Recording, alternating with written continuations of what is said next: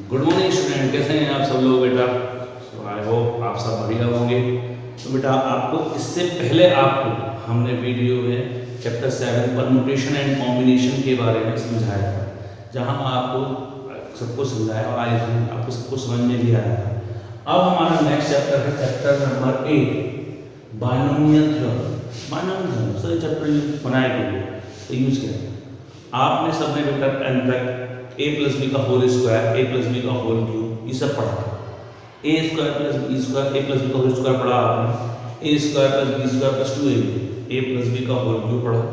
ए cube plus B cube plus 3ab bracket में a plus B. अगर इसी तरह से आपका आ जाए a प्लस बी की whole power 4, a plus B की whole power 5, a plus B की पावर 10, 100 आ जाए तो आप कैसे एक्सपेंड करेंगे? तो उसी को सॉल्व करने के लिए चैप्टर बाइनोमियल थ्योरम बनाया गया। इस चैप्टर को बनाने का मेन रीजन यही था कि इसको किसी भी पावर को कितनी एक्सपेंड कर सकते हैं ये उसने बताया। क्लियर? इसी तरह से इस चैप्टर में आपको इसकी चैप्टर की हेल्प से आपको इसमें हम ये भी समझेंगे कि अगर आपका a प्लस बी की होल पावर 4 है, 5th नंबर पे या 6th नंबर पर अगर आपको दे रखा है 8 a प्लस बी की पावर 8, तो 4th नंबर पे कौन सा टर्म आएगा, 5th नंबर पे कौन सा टर्म आएगा? या आपसे कह दिया जाए x प्लस a की होल पावर 8 दे रखा है, x की पावर 4 जब होगी तो टर्म क्या होगा? इस तरह के क्वेश्चनों को समझने के लिए हम ये चैप्टर बनाया गया। तो हम इस चैप्टर को समझेंगे। इस चैप्टर को समझने के लिए आपको सबसे पहली बात कॉम्बिनेशन अच्छी तरह से आना चाहिए। कॉम्बिनेशन की हेल्प से ही आप इस चैप्टर को आप कर सकते हैं। और सबसे पहली बात आप कहेंगे सर ये चैप्टर तो सिलेबस में से रिलेट कर दिया गया, बट ये चैप्टर आप लोगों के लिए कंपटीशन में बहुत ही इंपॉर्टेंट है, इसलिए चैप्टर को जरूर कराया जा रहा है। इस आपको कॉपी में भी नोट करना है और करना भी है, समझना भी है। क्लियर? चलो इस चैप्टर को समझने से पहले आप समझते हैं कि आपने a प्लस बी का होल स्क्वायर पढ़ा, a square plus 2ab plus B square. a plus B का होल क्यूब पढ़ा आपने, a cube 3a square b plus 3ab square b cube. ये सब तो पढ़े थे आपने। अभी आते कैसे हैं? आपने तो a प्लस बी का a प्लस बी से इंटू कर दिया तो a प्लस बी का स्क्वायर आ गया। a प्लस बी का होल क्यूब किया तो a प्लस बी का स्क्वायर जो आएगा उसमें a प्लस बी से इंटू कर दो सर a प्लस बी का होल क्यूब आ जाएगा। बट इसके लिए एक फॉर्मूला बनाया। फॉर्मूला क्या था आपका कि x प्लस a की होल पावर n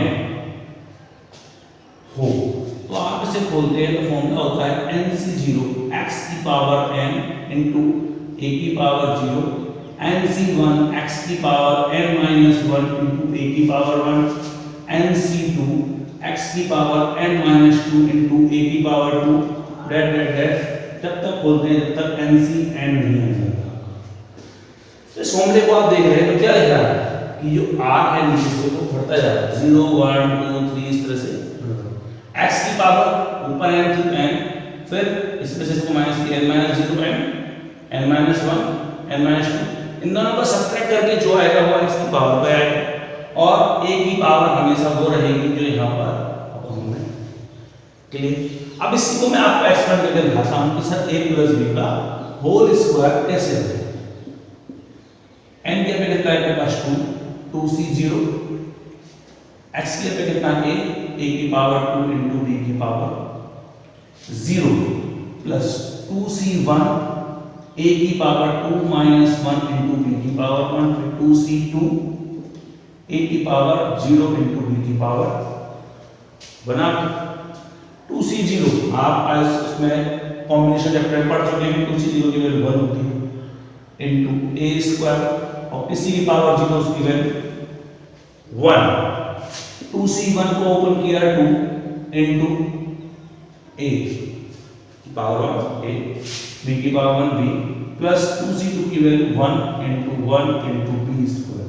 तो आपका निकल के आया a square plus 2ab plus b square. यही होता है फॉर्मूला। इस तरह से मैं आपको एक्सपेक्ट करके दिखाता हूं a प्लस b का होल क्यूब हो तो कैसे बोलेगा। सेम 3c0 a की पावर 3 b की पावर 0 3c1 a की पावर 3 माइनस 1 b की पावर 1, 3c2 इंटू a की पावर 3 माइनस 2 इंटू b की पावर 2 प्लस 3c3 a की पावर 3 माइनस 3 इंटू b की पावर 3। क्लियर? 3c0 1 आपको पता होना चाहिए nc0 और ncm दोनों की वैल्यू इक्वल टू 1 होती है।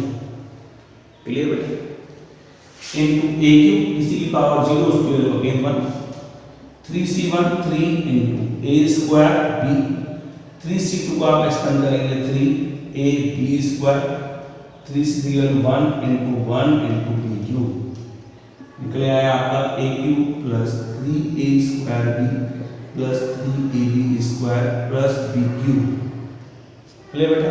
तो आपको समझ में आया कि बाइनोमियल थ्योरम की हेल्प से हम a प्लस b की कितनी भी पावर है आप उसको कैसे भी एक्सपेंड कर सकते हैं। तो सर समझ में आएगा मेरे सर, अगर a में कोई माइनस b का होल क्यूब आप a माइनस b का की होल पावर 4 खोल के दिखाएं या a माइनस b का स्क्वायर खोल के दिखाएं, तो हमने इसी फॉर्मूले से सही तो प्लस के लिए था, अगर आप इसको a माइनस b का होल स्क्वायर करेंगे तो कितना आएगा? माइनस के तो आप इसका फॉर्मूला लगाएंगे नहीं, क्योंकि a माइनस b का होल स्क्वायर तो हम सबने पढ़ा है a माइनस b का whole square equal to a square minus 2ab plus b square होता है। ये होता है, एक्सपेंड कर दीजिए इसको भी सेम, इसको मैं लिख सकता हूं a प्लस माइनस b का होल स्क्वायर सकते हैं हम सकते हैं, प्लस माइनस माइनस होता है, एक्सपेंड कर दीजिए आप इसे 2c0 a की पावर 2 माइनस b की पावर 0 प्लस 2c1 a की पावर 2 माइनस 1 माइनस b की पावर 1, 2c2 a की पावर 0 इंटू माइनस b की पावर 2, 2c0 की वैल्यू 1 इंटू a स्क्वायर, उसी वैल्यू की वैल्यू 1, 2c1 की value 2 into a into minus b, 1 into 1 into b square, a square minus 2ab plus b square.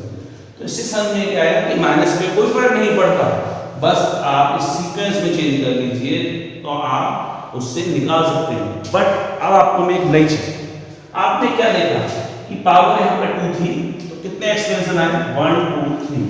जब आपने a plus b का whole cube खोला a cube plus b cube 3a square plus 3ab square, कितने term आए? 4 term. तो ये याद रखिए जब आपको x प्लस a की होल पावर n दे रखा है तो नंबर ऑफ एक्सपेंशन कितने होंगे उसके अंदर? n plus 1। in the expansion of x plus a की power n, number of terms equal to n plus, clear? x plus a की पावर x प्लस a की पावर n एक्सपेंशन में number of terms कितने होते हैं? n plus 1। हमेशा एक term ज्यादा होता है, 3 था तो 4 आया, 2 था तो 3 आया, जब n होगी तो n प्लस 1 आया। क्लियर बेटा? आई होप आपके समझ में आया। आगे चलो हम इसको और समझते हैं। एक आया कि सर मैंने a प्लस b का स्क्वायर पढ़ा है, a प्लस b का होल क्यूब पढ़ा, मुझे इसमें बताइए कि मुझे सेकंड टर्म पे कौन सा टर्म आएगा, मुझे नहीं पता, मुझे आप बताइए। तो एक इसके लिए जनरल टर्म बनाया गया। जनरल टर्म का फॉर्मूला था आपका pr plus 1 equal to ncr x की power n minus r into a की power r in the expansion of x plus a की पावर n। क्लियर? चलिए मैं आपको एक एग्जांपल समझाता हूं उसमें। आपको दिया मैंने x प्लस a की whole power 5, find its fourth term. अब आपको इसका फोर्थ टर्म निकालना, 4 r के वैल्यू क्या रखेंगे? 4 बन जाएगा, 3 प्लस 1, क्लियर? n कितना आपके पास? 5c3 इनटू x की वैल्यू कितना है आपके पास? x ही है, x की पावर 5 माइनस 3 इनटू a की वैल्यू कितना? a पावर 3, 5c3 x की पावर 2 इंटू ए स्क्वायर, 5 की पावर एक्सपेंड कर दीजिए, 5 4 3 अपॉन 3 2 1 एक्स स्क्वायर ए क्यूब, 3 से 3 कैंसिल, 2 से 4 कैंसिल किया, मींस 10 एक्स स्क्वायर ए क्यूब। बात है आपके समझ? इस तरह से आप कोई भी टर्म आप इसके अंदर फाइंड आउट कर सकते हैं। आगे एक और एग्जांपल लेके समझाता हूं मैं आपको। इसी में अगर आपसे मैं ये पूछ लूं x plus a की whole power 7, find the coefficient of x की पावर 5। सर x की पावर 5 का कोफिशिएंट पूछ रहे हैं आप। अब मुझे कैसे पता चलेगा इनका एक्सपेंशन x की पावर 5 कहां पर आएगा? उस पर सिंपल, आपको नहीं पता तो आप r को r ही रखेंगे। n तो आपके पास 7 है, 7cr, x की power 7 minus r into a की पावर r। कितना चाहिए आपको? x की पावर कितनी चाहिए? 5। यहां पर कितनी x की power? 7 minus r। Put the power of x is equal to, जितना खाया उतने के ऊपर होगी, 7 minus r equal to 5, then r equal to कितना आ गया? 2। Put equation first, application first में इसको पुट कर दीजिए, 2 + 1 7c2 x की power 5 into a square, 7 into 6 upon 2 into 1 x की पावर 5 a स्क्वायर, 2 3 जा 6, 21 x की power 5 a square. So coefficient of x की पावर 5 इक्वल टू कितना आया? 21 a स्क्वायर। क्लियर? बात आपको समझ में आई? इसी तरह से आपसे पूछे जाए, कितने टर्म पूछे जाए या किसी और कोफिशिएंट पूछे जाए, तो बाई चांस आपसे पूछ दिया जाए इंडिपेंडेंट टर्म। इंडिपेंडेंट टर्म का मतलब क्या होता है? इसमें x हो, find the independent term. Independent term आपको निकालना है, तो कैसे निकालेंगे? सेम वही, r + 1 7cr, x की power 7 minus r into a की पावर r। इंडिपेंडेंट टर्म के लिए आपको क्या करना पड़ता है? इंडिपेंडेंट कह दे या फ्री ऑफ x कह दे, कुछ भी कह सकता है। Put the power of x is equal to 0।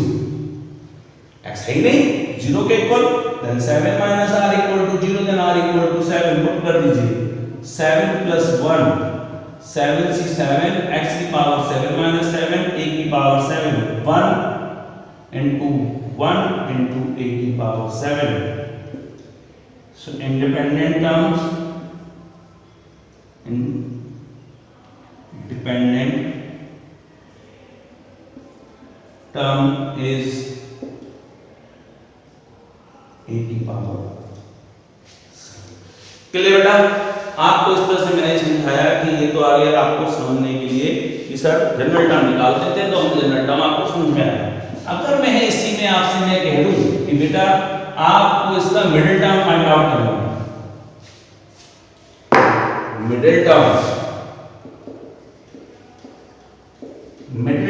निकालना है आपको, तो मिडिल टर्म निकालने के लिए सिंपल, इन द एक्सपेंशन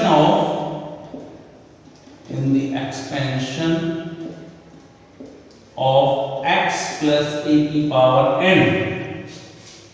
दो केस होते हैं इसमें। If n is an even, then middle term is n/2 plus 1th term। अगर उसका आपको पावर इवन दे रखी है तो उसका मिडिल टर्म निकालेंगे, n/2 plus 1 टर्म होगा। इफ ऐसा केस बन जाए, if n is an odd, then middle term is n plus 1 upon 2 और n plus 3 upon 2 टर्म। बात समझ आई आपके? अगर पावर n की जो दे रखी है वो ऑड है तो मिडिल टर्म आपके दो निकलेंगे इसमें, n plus 1 upon 2 और n plus 3 upon 2 term. Clear sir? ऐसे नहीं आया, बिल्कुल साहब ऐसे समझ कैसे आएगा? तो आप एग्जांपल में भी समझाइए। तो हमने एग्जांपल लिया, मैंने लिया x plus a की whole power 6 where n equal to कितना है 6 और 6 आपका कैसा होता है? इवन नंबर, इवन है। सो मिडिल टर्म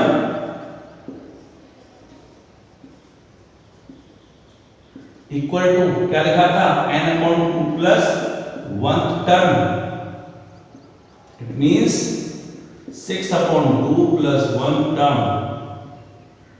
यानी 3 plus 3 4th term आपको इसका जो होगा वो इसका कैसा होगा? मिडिल टर्म होगा। तो आप इसका 4th टर्म निकालना है। 4th टर्म निकालने के लिए क्या करेंगे आप? r के ऊपर 3 plus 1 हमेशा n plus 1 की फॉर्म में लिखना है इसको। फॉर्मूला लगा दीजिए 6c3 x की पावर 6 minus 3 into a की पावर 3। 6c3 को 6 5 4 3 2 1 x की power 3 into a cube 3 to the 6 then 20 x cube is cube। ये जो निकल के आया आपका मिडिल टर्म था। जब उसकी पावर इवन थी। अगर यही एग्जांपल लिया जाए x plus a की पावर 7 n equal to 7 कैसा है आपका? और नंबर है। then मिडिल टर्म निकालना होगा आपको। then middle term equal to 7 plus 1 upon 2 और 7 plus 3 upon 2 टर्म। 7 plus 1 8 8 2 का कर दिया 4th और फिर टर्म, ये दो टर्म आपको उसके अंदर निकालने पड़ेंगे। 4 टर्म का मतलब 3 plus 1 7c3 into x की पावर 7 minus 3 a की पावर 3 7 6 5 3 2 1 x की power 4 a cube 3 to the 6 35 x की पावर 4 a cube। ये तो आया ये 4 टर्म्स का। फिर निकाला आपने 5th टर्म का मतलब 4 plus 1 7c4 x की पावर 7 minus 4 a की पावर 4 7c4 को भी आप खोलेंगे सेम यही आएगा आपका 3 2 1 x cube a की power 4 it means 35 x cube a की पावर 4।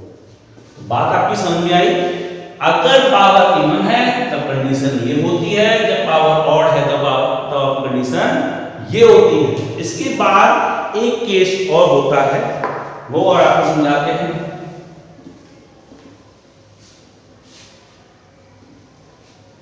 उस केस में आपका सिंपल है, मैंने आपसे कह दिया ऐसा तरीका भी एग्जांपल आपको लेते हुए r term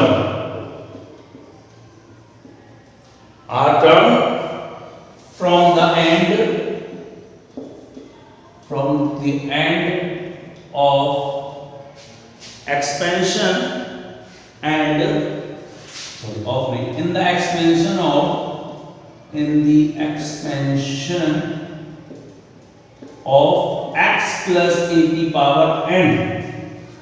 आपको r टर्म निकालना है। r term from the and in the expansion of x plus a की पावर n इक्वल होगा n minus r plus 2 term from the beginning.